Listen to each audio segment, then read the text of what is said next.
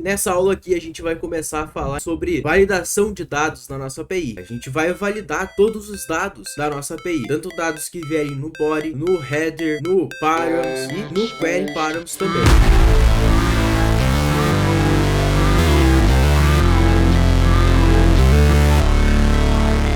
Olá, Dev! Tudo bem contigo? Eu espero que esteja tudo bem aí desse lado. Bem-vindo a mais uma aula do nosso curso de API REST em Node e TypeScript. Essa aula aqui ela vai ser para lá de especial. Eu quero te mostrar como é que a gente faz para validar todos os dados de entrada da nossa API. Tanto os dados que vierem no body das requisições, no header, no params, no cookie, em qualquer lugar da nossa API, os dados que vierem em qualquer lugar dela, eu vou te mostrar como é que tu faz para validar isso e validar tudo isso de forma bem simples. Então fica até o final desse vídeo, porque tu vai sair daqui com uma outra visão de como validar os teus dados aqui no Node. E claro, antes da gente ir para o conteúdo do vídeo, de fato, eu preciso te pedir, como de costume, dá um like nesse vídeo e se inscreve no canal. A tua inscrição e o teu like nesse vídeo aqui são de extrema importância, são as coisas mais importantes que tu pode fazer por mim aqui para poder retribuir todo esse conhecimento que eu tô te entregando. Então, conto com a tua inscrição nesse canal e o like nesse vídeo pro YouTube propagar esse conteúdo aí mundo afora. Bora ali pro vídeo então, porque essa aula ela vai ser bem intensa, vai ter bastante coisa bem interessante. Dev, tá gostando do conteúdo aqui do canal? Se tiver gostando, saiba que tu pode usar a ferramenta Valeu Demais. É um botãozinho, tá logo aqui abaixo para nos agradecer de forma especial por esse conteúdo maravilhoso que está sendo feito com tanto carinho para vocês. Bom, Dev, eu já tô aqui no Visual Studio Code e vamos lá, vamos entender. A gente estava aqui criando a controller de Create na aula passada e aí a gente passou aqui uma interface de cidades para nossa request, se vocês lembrarem bem. E nesse caso aqui a gente conseguiu fazer com que o nosso body ele venha tipado, né? Ele venha com um nome aqui. Só que tem uma questão interessante aqui, que é o seguinte, ó. Deixa eu abrir o Insomnia aqui para a gente poder testar. Olha só, com o Insomnia aberto aqui, tá vendo que eu estou mandando o nome aqui, bonitinho. Deixa eu startar a API aqui de novo, o yarn start. Vou voltar na Insomnia e vou pedir para ele executar a chamada na API. Ele fez a chamada e aqui tá, ó, ele logou o nome da nossa cidade. Beleza, até aí tudo certo. Inclusive a gente tipou, né, o nome da cidade aqui, criamos uma interface, topzera, show de bola, é isso aí. Mas, deixa eu te dizer uma coisa, e se eu vier aqui no Insomnia e dizer que é nomes, por exemplo, com vários S's? O que tu acha que vai acontecer? Será que vai dar erro? Vai dizer que eu tô mandando o corpo da chamada incorreto? Vamos tentar executar aqui e ver o que acontece. Vou dar um send aqui. E percebe que, olha só, ele executou e devolveu a mesma coisa como sempre. Então, ó, vamos olhar o que ele logou aqui no Visual Studio Code. Percebe que ele logou nomes, ele mandou exatamente o objeto que a gente tinha. Ou seja, se eu fizer isso aqui, ó, ponto nome do nosso body, e executar a chamada da API de novo, olha só o que vai acontecer. Vamos vir aqui, ó, e ele vai ter logado undefined. Ou seja, esse atributo nome, na verdade, ele não existe. Porque a gente não tá mandando ele na nossa API, né, no corpo. Então, porque assim, e por que não deu erro, né, aqui? Porque no final das contas, todo esse TypeScript aqui, como eu já te expliquei, quando a gente construiu a parte de build ali, né, rodou o build do nosso projeto, todo o TypeScript, que é o que valida a tipagem, ele vai ser convertido pro JavaScript. E o JavaScript não tem tipagem, ele não vai validar a tipagem dos dados para nós. Então, no final das contas, quando esse terminal aqui mostra esse log que a API está rodando, etc, etc. O que ele está rodando aqui é o JavaScript, que ele pegou o nosso arquivo TypeScript e converteu automaticamente para nós. Então, é isso que aconteceu. E aí não tem uma validação de tipagem, a gente não avisa o nosso usuário aqui no Insomnia que ele está mandando coisas incorretas. Né? Nesse caso aqui a gente ia cadastrar uma cidade como undefined, por exemplo, se a gente estivesse enviando esses dados para o nosso banco. Então esse tipo de coisa aqui, que nessa aula eu quero te mostrar resolver isso. E como é que a gente faz para resolver isso então? Já vamos logo à cereja do bolo aqui. Nós vamos precisar de alguma forma validar os dados que chegam aqui na nossa API. Quer ver? Vamos aqui no Visual Studio Code e olha só, a gente poderia fazer o seguinte, ó. Aqui colocamos um if e esse if a gente simplesmente verifica se body.nome vai ser igual a undefined. Se for undefined, o que eu vou fazer? eu vou retornar res, que é a nossa resposta aqui em cima, ponto send, e a gente pode dizer que informe o nome. E aqui, ó, a gente pode mandar um status code, vamos colocar um status codes ponto bad request. Vamos dizer que foi uma request ruim aqui, uma request incorreta, né? Vamos dizer que deu erro, e aí ele vai dizer, ó, informe o atributo nome. E a pessoa tem que informar o nome para isso aqui funcionar. E aí sim, ó, quer ver? Vamos voltar aqui no Insomnia, vou pedir para ele executar de novo, e aí, ó, ele funcionou, porque a gente tá mandando o nome correto. Eu vou colocar um S a mais apenas, já vai dar pau, quer ver? Vou clicar em send, e aí, olha só, bad request, informa o atributo nome. Então, isso aqui é uma forma de validar, ela é bem simples, é bem prática de fazer, vai funcionar para a maior parte dos casos. Só que, cara, e se tu tivesse uma interface aqui com uns 20 atributos diferentes? E se tu tivesse que aqui, ó, ainda assim, validar, por exemplo, ó, vou copiar isso aqui, vamos colocar um else if. Tivesse que validar ponto length. Se o length é menor que 3, então o atributo nome precisa ter mais de 3 caracteres. Ou seja, a gente vai validar cada condição do dado que a gente está recebendo aqui da nossa API. Confere que isso aqui é um pouco complicado de fazer, né? O exemplo, se tivesse aqui uns 20 atributos diferentes, né? Ah, mas daí é um numérico, o outro é CPF, o outro é e-mail, o outro é RG, não sei o que, pá. Aí tu tem que usar máscara, sabe? Tu ia ter que fazer um monte de coisa, tu ia ter umas 500 linhas aqui, só desse else if aqui, para ficar fazendo validação. E cara, deixa eu te dizer, isso aqui não é uma boa. Não é uma boa prática mesmo. Talvez se tu tivesse poucas coisas, sabe? Tipo, só o nome mesmo. Nesse caso, talvez até desse para passar, sabe? Mas ainda assim não é uma boa prática, sabe? Ainda assim fica ruim a manutenção do código no futuro, porque às vezes tu pode aplicar uma regex, alguma coisa assim de forma incorreta, né? E aí tu vai ficar, enfim, é meio complicado, tá? Eu acho que é bem complicado fazer desse jeito. Eu não gosto dessa alternativa. Eu nunca uso essa alternativa para desenvolver as minhas APIs, tá? Então, o que a gente vai fazer, já que isso aqui não é uma boa alternativa? Nós vamos ter que achar uma solução, né, nos facilite esses testes aqui para vários atributos, para várias coisas ao mesmo tempo. Uma alternativa que eu gosto muito de utilizar aqui, inclusive eu utilizo ela nos front-ends que eu desenvolvo, né? Então, tu vai ver os outros cursos aqui do canal. Se não tiver visto ainda, dá uma olhada lá. Eu tenho o curso de React com Material UI e TypeScript. E nesse curso a gente tem um formulário, né? Que a gente constrói lá e tal. Uma tela de listagem, detalhe, esse tipo de coisa. E nessa tela de formulário, para o cara poder salvar os dados no banco, né, ou seja, fazer a request para o servidor, ele passa pela própria validação dos dados que foram preenchidos no formulário.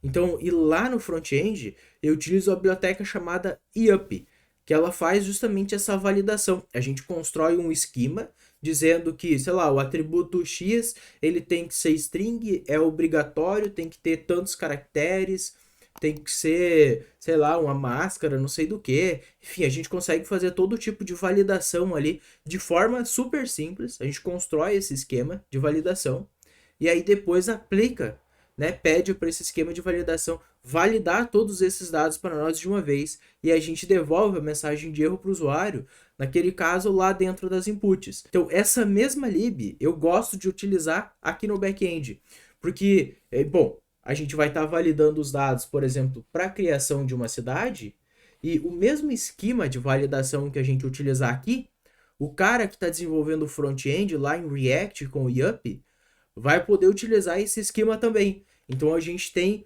uma portabilidade, né, do esquema, tu pode só dar um Ctrl C daqui, colocar lá e assim por diante, né, de lá aqui, que vai funcionar do mesmo jeito. Então o que a gente vai fazer? Eu vou te mostrar aqui, ó, deixa eu pegar uma aba do Google, deixa eu te mostrar aqui, a biblioteca que a gente vai usar aqui vai ser a IUP, ó, IUP NPM, é essa biblioteca aqui, vamos esperar ela carregar, tá lento hoje, aí. Então essa biblioteca é para validação de dados, né, então a gente pode ver, ó, é bem simples de instalar ela, tem aqui alguns casos em usos diferentes, né, mas o que importa para nós, ó, tá aqui embaixo, por exemplo, olha só, a gente pode importar o IUP, the IUP mesmo, e aí, o IUP, a gente cria um esquema de validação. Então aqui a gente diz que esse esquema ele vai validar um objeto com esse shape, né? Então o que que tem no objeto? Ele tem um nome que tem que ser string obrigatório, tem idade que é numérico, é obrigatório, tem que ser positivo e tem que ser inteiro. Olha quantas validações a gente tem aqui em uma linha. Já pensou se tivesse que traduzir tudo isso aqui para if? Cara, ia ser um trabalhão daqueles, né? E aqui, ó, é um e-mail que tem que ser do tipo e-mail, né? Nesse caso aqui ele já tem uma validação padrão para o tipo do e-mail. Aqui um website, tem a validação para URL, tem que ser string também. E o create on, então ele diz que tem que ser uma data. E, por um acaso, se o cara não informar uma data aqui de criação do registro, então ele vai dizer que o valor padrão dessa data é uma nova data, gerada na hora, né? Então isso aqui, ó, ele é bem interessante, porque a gente consegue construir, sei lá, umas 20 validações diferentes aqui, em poucas linhas, né? Uma, duas, três, quatro, cinco linhas aqui. Se não tivesse esse default, né? São poucas linhas aqui, a gente consegue criar várias validações. E aí, como é que faz para utilizar esse esquema? Aqui embaixo tá, ó, cheque a validade dos dados, né? Então, olha só, o esquema que a gente acabou de criar. Então, a gente passa isValid, passando um objeto, né? Que deveria representar esses dados aqui. E aí, ó, esse objeto, então é uma promise, esses valid, e aí ele vai dizer se é válido ou não. E aqui tá, enfim, mais exemplos, né? Eu recomendo muito que tu acesse a documentação dessa biblioteca, entenda os detalhes e tudo mais, né? E uma outra questão interessante, olha só, weekly downloads, ou seja, downloads semanal da biblioteca. 3 milhões e 400 mil downloads semanais tem essa biblioteca. Ou seja, pode ficar tranquilo que essa biblioteca YUP aqui, ela é bem usada, tem uma grande comunidade por trás que vai dar suporte se der algum tipo de problema na biblioteca. Então ela é segura para ser utilizada, né? Porque ela tem bastante downloads aqui, tem uma galera aí que está utilizando, né? Olha só de dependentes da biblioteca, dependentes públicos que a gente consegue encontrar no GitHub, por exemplo, tem mais de 3.500 dependentes, né? Aqui quase 3.600. E outra coisa, né? Aqui ele é uma licença MIT, ou seja, uma licença de código aberto. Então, se a gente vir aqui, ó, no repositório, basta a gente dar um clique e ele vai abrir o repositório da biblioteca. Se tu tiver interessado em saber como que essa biblioteca ela é desenvolvida por trás dos panos, né? Tá aqui, então é só conferir o código ali, fazer como tu quiser. Aqui tem os exemplos, né, das linguagens que é utilizado, ó, 95% TypeScript, isso é muito bom. Né? E o JavaScript aqui deve ser para lógica, coisas do tipo. Dado então esse overview aqui da biblioteca, vamos instalar ela aqui no nosso projeto e vamos começar a utilizar ela então. Vou vir aqui no nosso console, vou duplicar o nosso terminal e o que eu vou fazer aqui vai ser o seguinte: yarn add yup. Esse comando aqui ele vai adicionar o yup aqui dentro do nosso package.json. Olha só. Aqui nas dependências, tá? E não é uma dev dependency dessa vez. Biblioteca instalada. Nas versões anteriores eu acho que precisava instalar os types da biblioteca. Agora eu já não tenho tanta certeza assim. Vamos ver se a gente consegue não instalar os types por enquanto, beleza? Vamos lá, vamos aqui no nosso método de create, então, na nossa controller, né, de create. Vamos ver se a gente vai precisar instalar os types do yup. Vou vir aqui, vou dar um import asterisco from yup. Vamos ver se ele vai reclamar das tipagens. Aqui eu preciso dizer, né, asterisco as yup. Aí, ó, não precisou instalar as tipagens do yup, pelo menos até o momento. Então tá, olha só, a gente está fazendo esses ifs aqui embaixo. Eu vou tirar isso aqui por enquanto. Vamos deixar só o console log. E aí, abaixo da nossa interface, eu vou fazer o seguinte: eu vou declarar uma constante e eu vou dizer que vai ser body validation. Body validation vai ser igual a yup.object.shape. Esse shape aqui desse yup, a gente vai precisar passar aqui um objeto, tá? Ou seja, que é o objeto que a gente vai estar testando, é o objeto que a gente espera receber aqui. E aí, tem um truquezinho aqui no yup que eu gosto de utilizar, que é fazer com que o yup ele passe a escutar ou a depender da nossa interface, né? Ou seja, aqui no Express a gente está dizendo que a nossa request vai vir com i cidade. Então faz todo sentido a gente fazer com que o yup ele solicite e permita que a gente informe aqui no nosso shape somente os dados que estiverem na nossa interface de cidade. O que eu vou fazer? Vou copiar essa cidade e aqui assim, ó, vou colocar 2 pontos e vai ser yup.schema of cidade. Então, ó, percebe que ele já está reclamando aqui, ó, ele está dizendo que a propriedade nome está faltando no type, esse type maluco aqui. E se eu vir aqui embaixo agora, der um Ctrl espaço, vamos ver que ele está sugerindo o nome para nós aqui como sendo uma propriedade obrigatória. Então, eu vou colocar aqui no nome, 2 pontos, yup.string, porque o nosso nome, olha só, é uma string. Então, a gente pede para ele validar uma string. Percebe que o yup, ele ainda está reclamando. Por que ele está reclamando? Porque o nosso nome aqui, ele é obrigatório. Quer ver? Se eu vir aqui, ó, e colocar uma interrogação, percebe que ele parou de reclamar, tá? Porque agora o nosso nome não é obrigatório. Mas o nome, ele é obrigatório, no final das contas, para a nossa API. Então, vou tirar a interrogação. E ele está reclamando aqui porque a gente precisa colocar uma outra verificação aqui no nosso nome, que é o required. E aí sim, ó, percebe que ele vai permitir agora, ele parou de reclamar, porque esse nosso nome agora ele está dizendo que é required e tal, e tudo certo. Vou aproveitar aqui nesse nome e vou colocar outra validação. Vou dizer que o tamanho mínimo para esse cara aqui vai ser 3 caracteres. Simples assim. Agora o nosso nome ele vai ter que respeitar esses dados aqui, essa validação aqui para a gente poder receber ele na nossa API. Outra questão aqui sobre a interface, né? A gente vinculou ela aqui no schema of, e aí eu posso fazer o seguinte, ó. O que é o interessante, né? A vantagem da gente utilizar essa interface para vincular aqui e aqui. Que é o seguinte, se eu disser, por exemplo, que agora a cidade tem, por exemplo, sei lá, estado também. Percebe que o yup, ele já começou a reclamar, porque eu preciso informar a propriedade estado também. Então, isso que é a vantagem, isso que, na minha opinião aqui, é claro, né, é a grande vantagem do TypeScript. A gente definiu aqui uma modelagem inicial para a nossa cidade e ao passar do tempo, essa modelagem ela mudou. Como tudo tá ligado uma coisa na outra aqui no TypeScript, né, as tipagens estão todas vinculadas e tá tudo bem amarrado, quando eu mudo a modelagem da nossa cidade, a validação fica reclamando porque tu precisa adicionar a validação no body da nossa request. Eu já tenho o dado tipado também, porque eu tenho certeza que vai vir aqueles dados ali, porque o yup vai estar garantindo para nós que vai chegar aqueles dados ali. Então, na minha opinião, essa é uma das coisas mais lindas que tem para vir aqui no TypeScript, porque ele vai nos ajudar demais nessa parte, né? O dia que a gente refatorar uma coisa no código e tiver coisas erradas, né, por causa dessa alteração que a gente fez, como a gente linkou uma coisa na outra, tudo vai dar errado. E aí tu vai ter que ir corrigindo essas coisas, né? E é bom que dê errado, tá? Só para deixar claro. Talvez tu esteja pensando aí, putz, mas vai dar tudo errado, né? É um problema.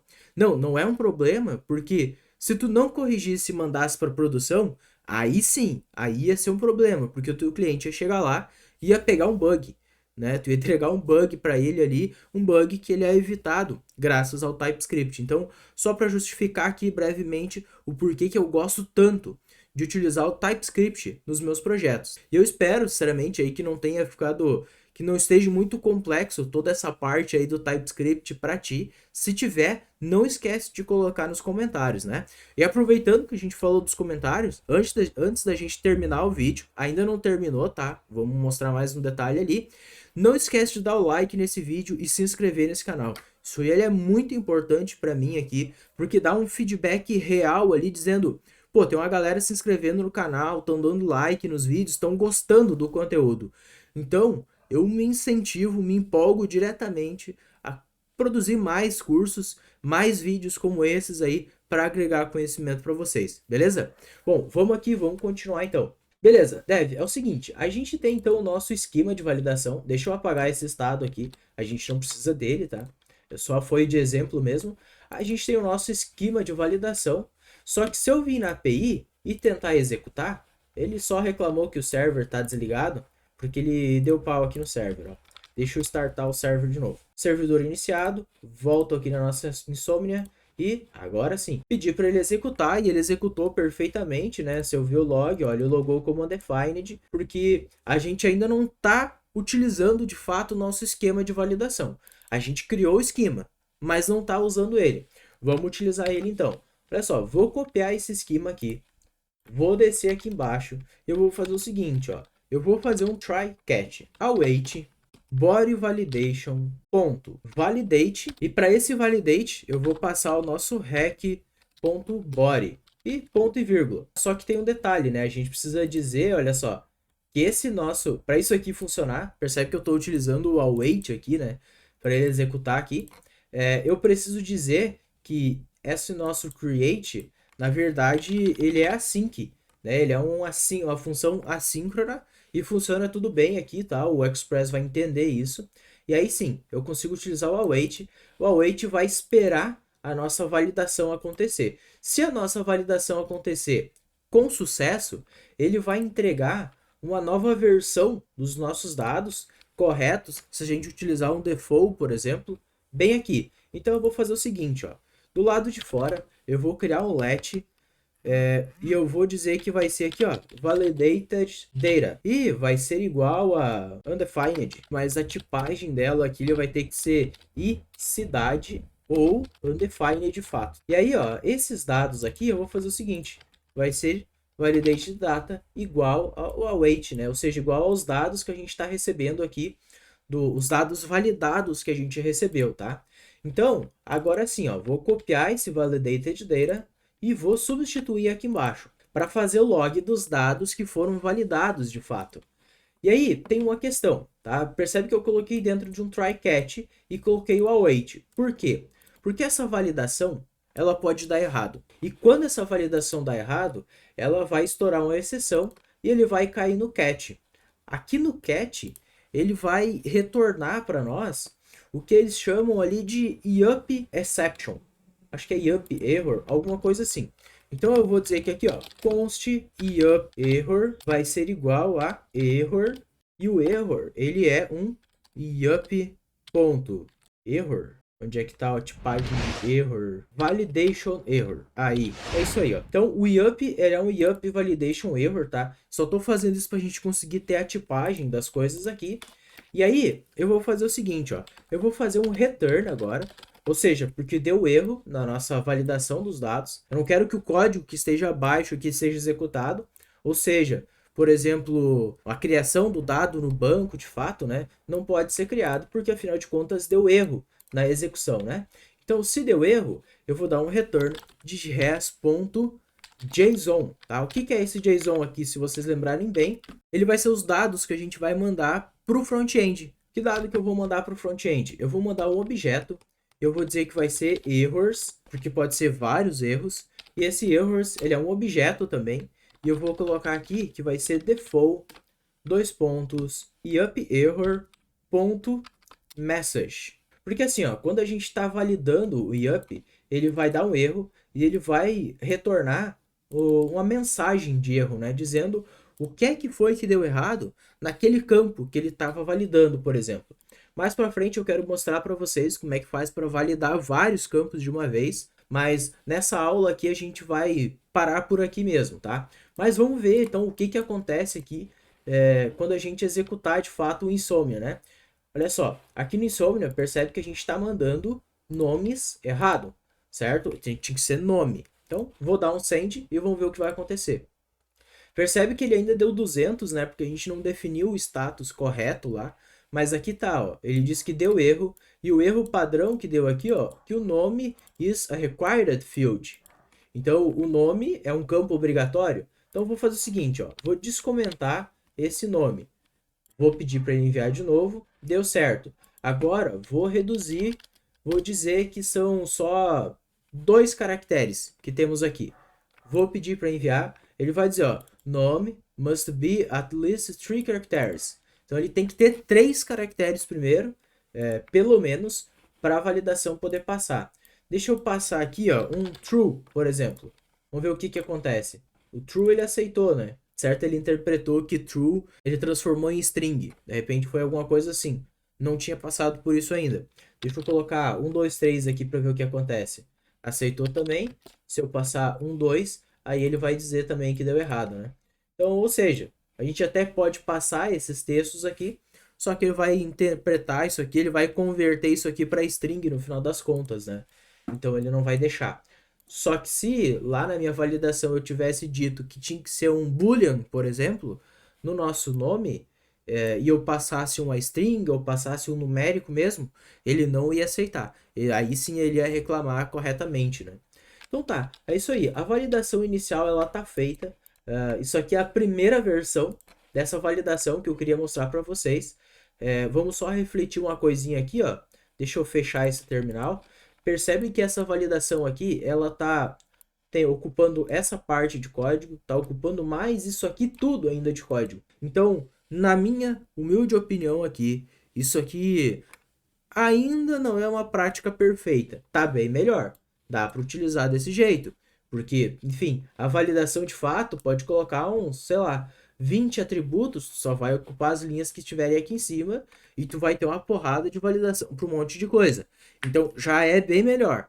Mas na próxima aula eu quero te mostrar algumas melhorias que a gente pode fazer nessa validação aqui. Começando pela parte de validar vários campos de uma vez, porque isso aqui ele ainda não funciona. Se eu passasse, sei lá, outro atributo aqui, vamos colocar o estado aqui também.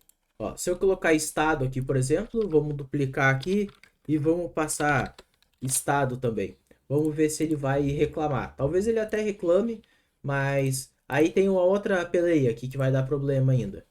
Ó, ele até reclamou, né? Ele tá reclamando que o estado aqui ele tá errado. Então, ok, daria para levar. Só que percebe o seguinte, se eu tirasse nome, se eu tirar nome, por exemplo, ó, não tô passando campo nenhum. Vou pedir para ele enviar, percebe que ele tá reclamando só de estado.